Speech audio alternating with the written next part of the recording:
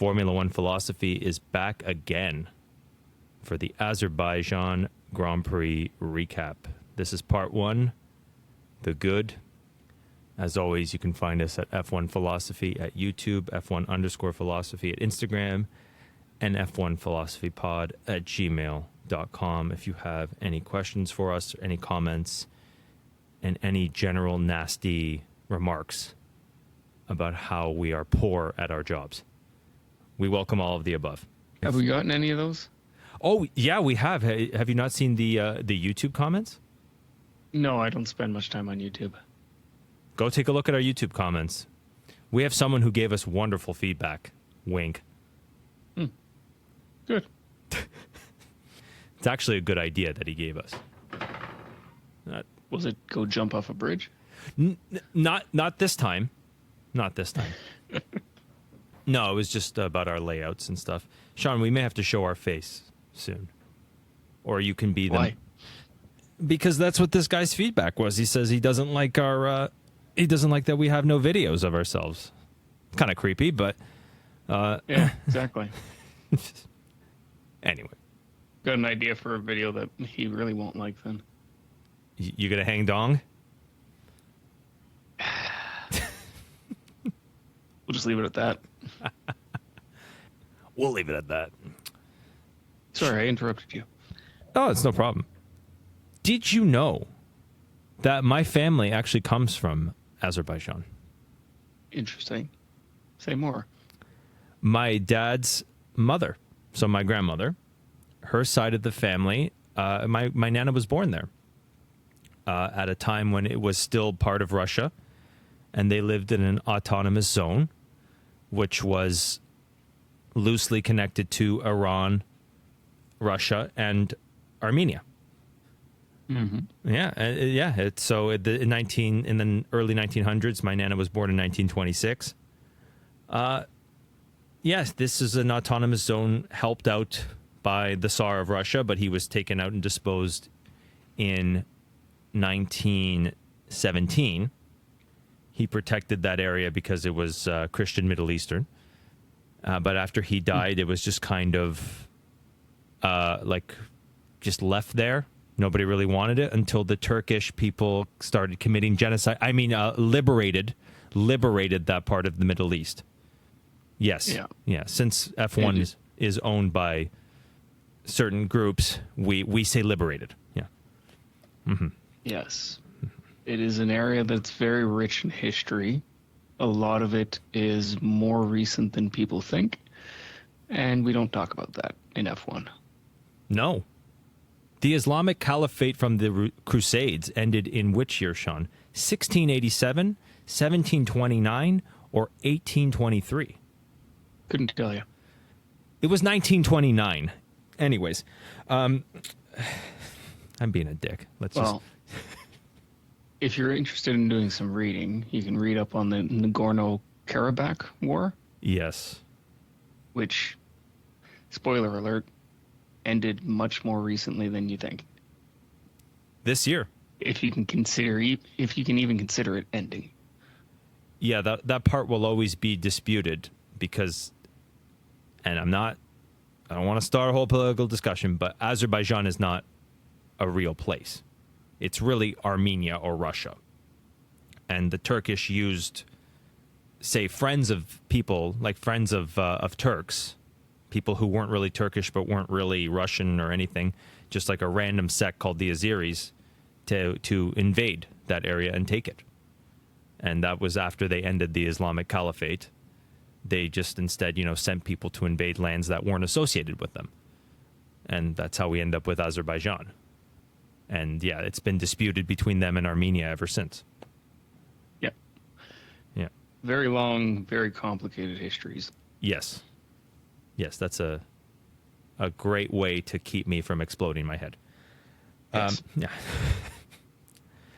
Anyway, F1. What a race. Well, a race with a lot of consequences. Maybe not necessarily a great race, but what did you think of the Grand Prix? I thought it was better than the last couple. We saw a lot of passing. It seems like the drivers weren't weren't as skittish as they were in qualifying. I don't know what the hell happened in qualifying, but the race itself, the drivers seemed to have gotten it together and they weren't afraid to push some of the limits. And we had a decent race. You know, obviously Max Verstappen ran away with it a little bit, but like you said, it was a consequential race. Yes. And we'll get into that throughout these next two parts. Let's talk about qualifying though, because we're gonna overlook it if we just don't talk about it now. 6 red flags, delaying the qualifying. That I woke up nice and early, had my coffee ready, was all excited. I had to go to work at 10, and I sat down at 8, and I'm like, good, I get to watch qualifying, relax, and go to work. And to sit there anxiously watching the clock tick because everybody keeps destroying their car was very frustrating to me. But yeah, I like a little bit of mist apparently threw these guys off. And a little bit of wind, too. We're also there later in the year. It is colder there than it has been. It's still I mean, it's still plenty warm. Don't get me wrong. Yeah, that southern But part it was... is usually warm even in February. But yeah, go on. Yeah, it's a warm part of the world. But when we were there, when was it usually? Like May, June? Yes. That's peak, right? Now we're starting to come down. So it's not so much that it was cold. It's that a lot of the data they had couldn't be leveraged as much. Right? We've been running there since 2016, and it's always been extremely hot. And this year it wasn't quite as hot. And freakishly windy. Yes. Which really, really affected everybody there, especially qualifying. Throughout the race, you could adjust, but in qualifying, when you have to set one lap and get, I think it was Hadjar who got like essentially blown off the road. Or no, that was Antonelli. It was Antonelli, his first lap. He was essentially blown off the road, and he almost didn't make it into Q2. Yeah. Yeah, wild. Yeah, get your shit together, F1 drivers. I'm looking at you. Who was it? It was Behrman, Hulkenberg. Colapinto. Oh, yeah, it's implied. Who else am I missing? Piastri, Leclerc, and Albon. That's right, yeah. Get your shit together. But we'll talk about that throughout the race. Throughout the episode. Who were your goods this week? I think we've got to give it to Carlos and Lawson. Mm-hmm. Those are going to be my two main ones. After having what can only really be described as an abysmal season with Williams, Carlos did what he did with Ferrari at Singapore and really just stuck it out. He got it up there to a position that he knew he was comfortable in, or let's say his best position of the year, and just ran his race. He didn't try and go chasing Verstappen. He ended up losing out on third place to Russell. Fine. Or sorry, second place to Russell. But third place was good enough. I think that was as good as could have been hoped for. When I saw him on P2 after qualifying, I was really thinking that he would end up P10. But I'll give it to him. He was able to run that race the way he wanted to and made the podium. Real statement of, I haven't given up yet. So I'll give that to him. Lawson obviously starting third. Didn't do as good. 15 points. So what does that put him in fifth? No, he got 10 points. So yeah, he came fifth. Yeah, sorry, 10 points. I'm looking at two things at once here. 10 points. So he ended up in fifth. Dropped 2 positions. But considering what the RB strategies have been on and off this year, they didn't let him down. So I think that was probably his best weekend, not just in points, but as an overall F1 driver. That was a solid performance. So can't take anything away from him there. No, I think last episode you kind of nailed who he was, and you said he belongs in F1, but the inconsistencies may hinder him throughout his career. And I think this is just kind of the erratic nature of him, right? Because like the previous 2 weekends were really horrible for him, like getting into accidents at the back of the grid. Mm-hmm. And then to just come out and really have a really good race, a really solid race, and a solid qualifying performance, and actually finally show some speed that we all heard he had is good, right? This was pace, much like Hadjar to get him third. And fifth was actually a little bit of a clever strategy from him. He pulled the Carlos Sainz and kept Yuki Tsunoda close to him throughout the end of the race, just so Norris couldn't pass either of them. It was kind of smart. I'm gonna give him that, but not spectacular like Hadjar was a couple weekends ago, but definitely solid and better than we've ever seen him do. And I was impressed by him too. As for Carlos, I want to come back to him because I have an axiom I want to share that bleeds into the next episode. So do you have anything else you want to say about Carlos or Liam? No, I think I'm okay there. Okay. So then the other good was Verstappen. What's going on here? I don't want to say it yet. Cause everybody else is saying that there's now a title fight on. And I don't think so.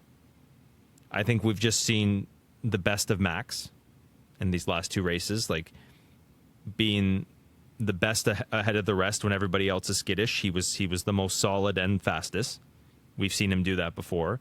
In Monza, he tuned his car for the track and got rewarded with his development ability. Yeah, great. Everyone who's talking about him in the title fight is assuming he's now going to win the next 7. And with the erraticness of the Red Bull, I don't see it yet. But it's exciting. There's something there, and there's something worth talking about. I'll just say, if he wins Singapore and Coda, I'm all in.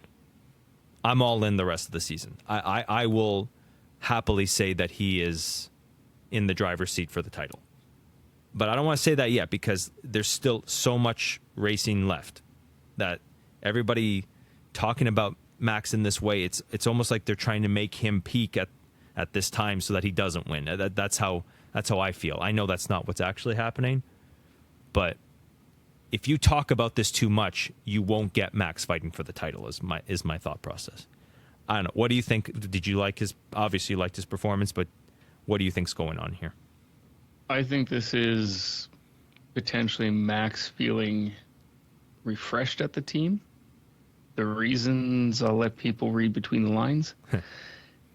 But he seems to have been able to get something out of the car in Monza. I'm jumping ahead. Baku is another fast track, but a drastically different one to Monza. I heard some comments during the weekend that Baku is not so dissimilar from Monza in the sense that it's a lot of high-speed zones with a lot of hard stops. But there's a lot more finesse needed in Baku. Like the general statement rings true. You're going extremely fast and you're turning very slowly. But there's so much more jeopardy in Baku. You have to be so much more confident with your car. Right? Think about how easy it is to lose it in the castle section. And some of those curbs, so turn 7, I think it is. It's the one right before you go into the castle chicane. The curb on the inside is absolutely massive. And I think we saw that with Behrman. I think it may have been in qualifying with Behrman where he took too much curb and it just launched him. Yeah. And same with Hadjar in the race. There was a point where they thought Hadjar had an issue because he lost 2 or 3 places. But it was that same curb. He took too much curb, got too greedy with it, and it just slows you right down. Right? So there are things about Baku that make it a lot more challenging than Monza. So it's definitely not something you would set up the same way, because in Monza you have runoff, you have big curbs, you have extra space, right? They've widened some of the corners in Monza to accommodate and make it more flowing. You can't do that in Baku when you're, 5 feet from the World Heritage Site. So, yes, similar characteristic, but a lot more demanding in Baku. So just because Max did good in Monza doesn't mean he would do good in Baku. Right? If the car is a little skittish in Monza, it's not going to kill you. But in Baku, it's a different scenario. So being able to get up there, whole and win, tells me he's confident with that car. So I think there's a chance he takes Singapore. Baku is another track that is bumpy. Historically, it's been bumpy, which was the problem with the Red Bull in 2022. It didn't like Singapore because of the bumps. At least that's what they claim. Which we saw last year, that wasn't the case anymore. So I have a feeling that Max stands a chance this year at Singapore, keeping in mind that they've changed the track. Right? They've gotten rid of one of the fumbly bits of Singapore and made it faster. I think there's that's just it. I think there's a chance he takes Singapore. Coda is a distinctly different track. Right? We've talked about it a bit before, where it's kind of a mix of some of the great tracks out there. At least that's how it was designed. So that's more of a toss-up. I think McLaren definitely has the edge there potentially. And then we get into Mexico, Brazil, Las Vegas. So, yeah, it's hard to tell really after Singapore and Coda. But I think if Max can take Singapore, he will be in contention for the championship. It's a long shot still. But like you said, if he wins the next two, he's legitimately there. Yeah, he was comfortable last year in Singapore, and the car was falling apart. So if he's very comfortable now, all bets are off. And if you're McLaren, like, you got to worry. Coda, he was really good there, and that car was genuinely slow. Like, I give the edge to Max, not necessarily the Red Bull. And that's why I'm saying if he wins two different types of tracks, I'm all in on him winning the title. Because it is a toss up, but like Brazil, we know can go from great to bad in a split second, like we saw last year. Mexico, Max has generally been good at that course. What else is there? Las Vegas is a toss up. Qatar, Max is really good there.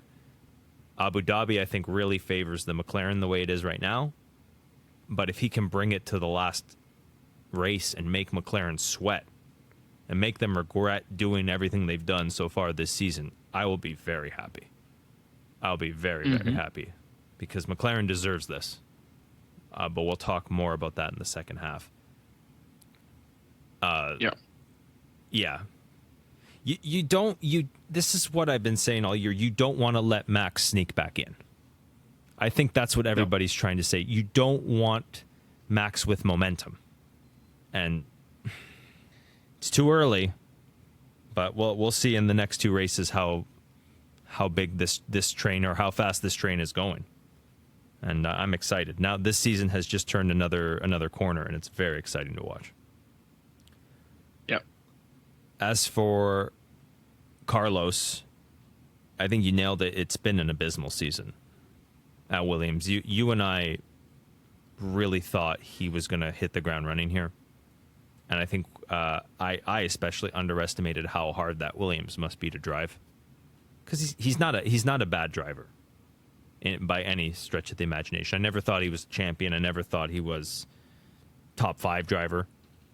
But I thought he was really good, and good enough that he would excel at a place like this, that wanted him there and wanted him to showcase what he can do. And to just get unlucky in every single way possible, and plus make his own bad luck this year, let's be honest. I don't know if this redeemed all that, but it definitely showed why they signed him. This is what they wanted out of him. This is what they knew he could do that maybe Alex Albon couldn't, or maybe hasn't shown that he could do yet. But yeah, he definitely needed this. And to be a whisker away from pole, and I think the only reason he lost second, I think, is because Williams hesitated on their strategy. I think they had a moment where he could have pitted and come out ahead of George, and I think they hesitated. And I think they're just not used to being at the front. It's been a while for them. And I think it cost them, and it's a good learning lesson if they really think they can be up towards the podium in the coming years. They got to take their chances and take their moments when they're presented.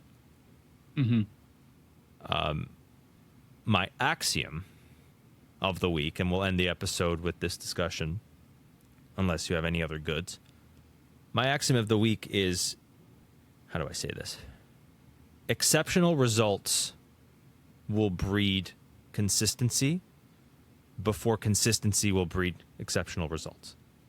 And I think that's what you're seeing. That's the divide between Alex and Carlos, where Carlos had to go through all the shit knowing he could produce a lot more and knowing an exceptional result was coming.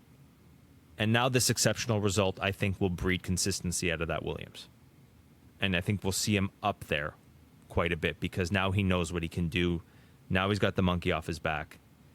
And to give another example, like it's Oscar Piastri, struggled early in his career, had a hard time with that McLaren, wasn't really on anybody's radar while Norris was getting consistent seconds and thirds in 2023.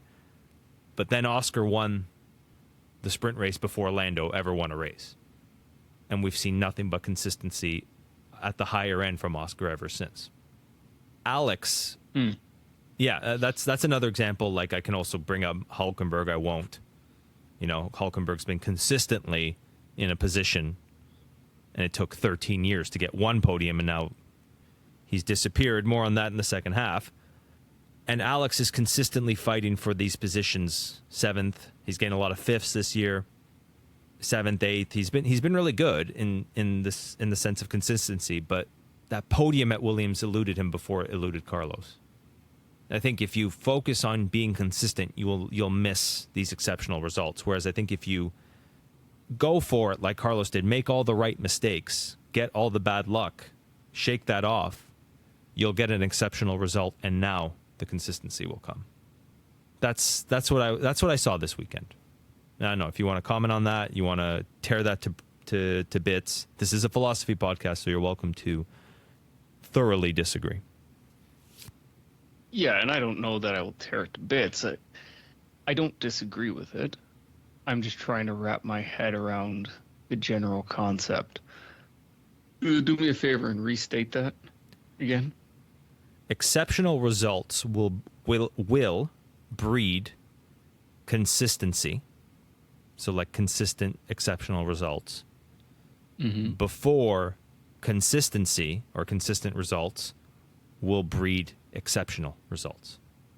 So like if you focus on just being like that 7th to 5th and just nailing it and never going for it, you just want to be consistent, you'll never get that exceptional result, or you will 13 years into your career. Whereas someone like, I think you've talked about this before with Alonso. Alonso early on in his career was very erratic. Podiums, DNFs, but then eventually having enough of those exceptional results bred some consistency, and the FIA changing the rules, but that's neither here nor there. But yeah, you want the erraticness for a while, and then it will breed exceptional, consistent results. And that's what I think we may see going forward from Carlos Sainz. Okay. Mm-hmm. I think you're on to something there. Oh. And I don't necessarily think it's a bad concept. I'm just wondering what the cause of that would be. So obviously you're posing it as a philosophical concept. And I'm looking at it from a slightly different angle of why would somebody be able to get exceptional results and absolutely abysmal ones without it being something more thoroughly ingrained in them.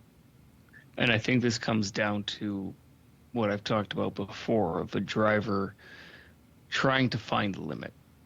Hmm. All right. And if you're trying to find the limit, the only way to find it is to go over.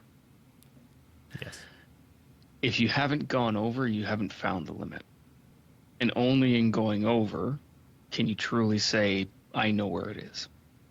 So I think to your point, the consistent driver who hopes to get an extraordinary result is one who always stays at 99%, one who hasn't stepped over the edge.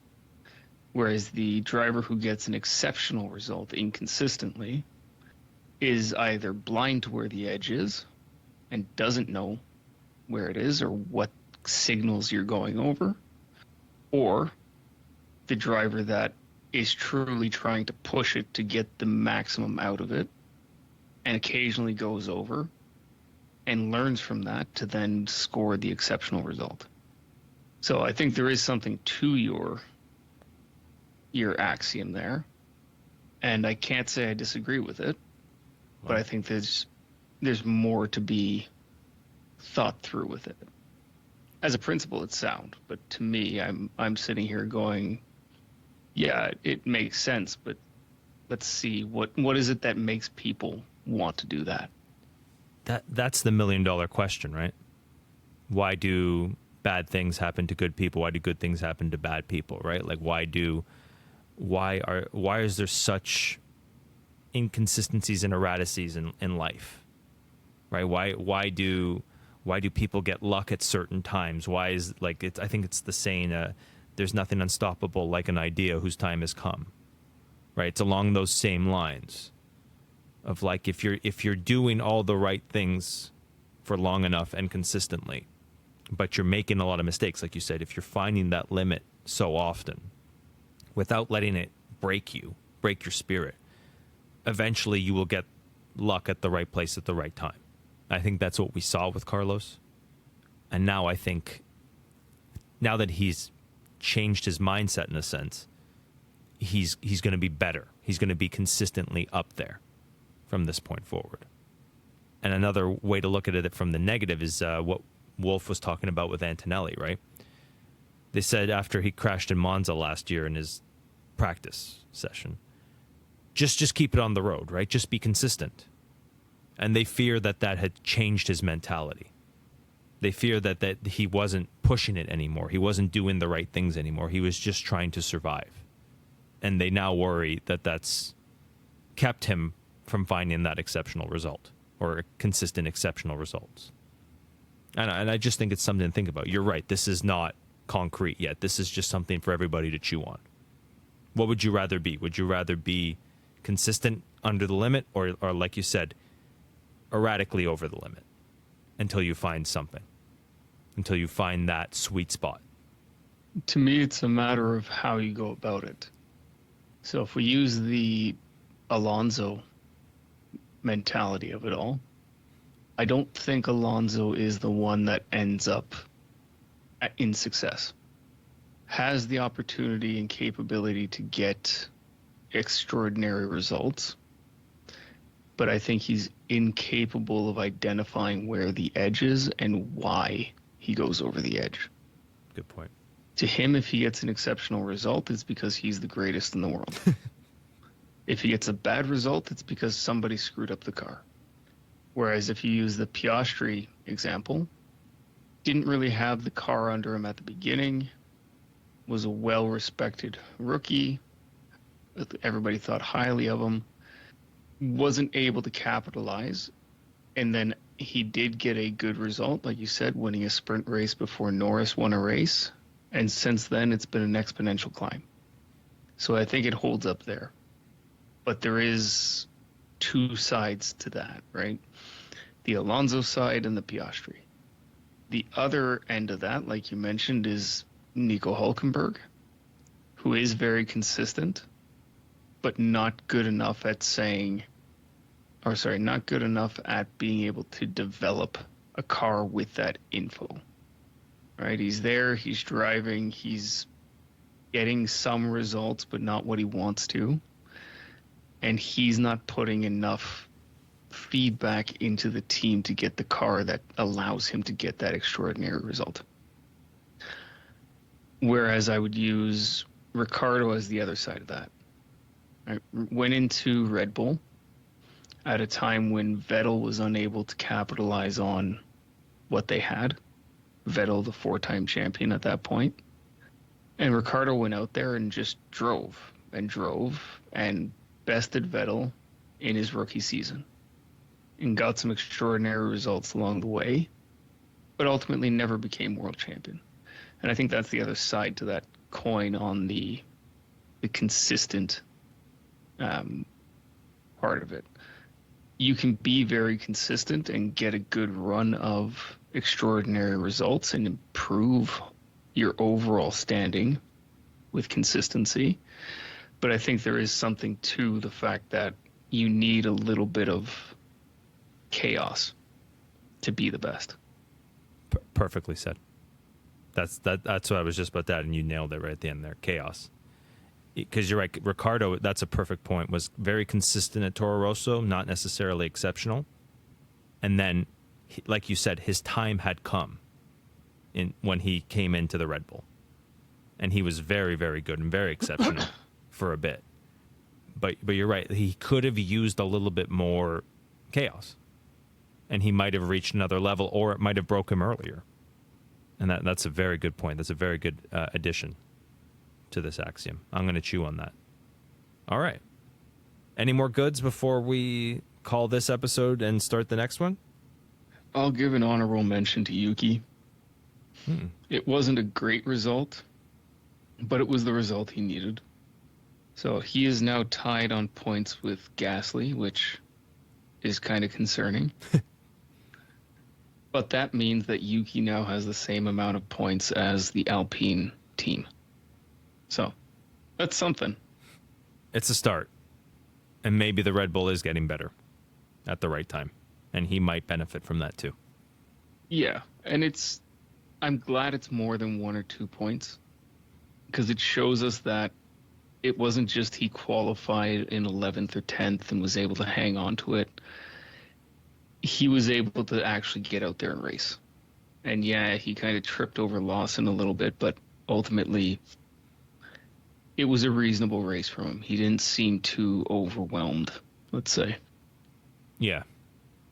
I hope, I don't know if you saw the report from the race this week talking about what's going to go on with the 4 seats at Red Bull, or I guess the 3 remaining non-Verstappen seats. I didn't know.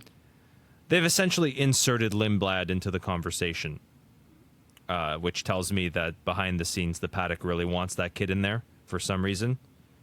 But I hope they keep Yuki, Liam, and Hadjar the way it is right now. This has been such a disaster, that second Red Bull car, for 2 seasons now. To blame Yuki would be really ridiculous.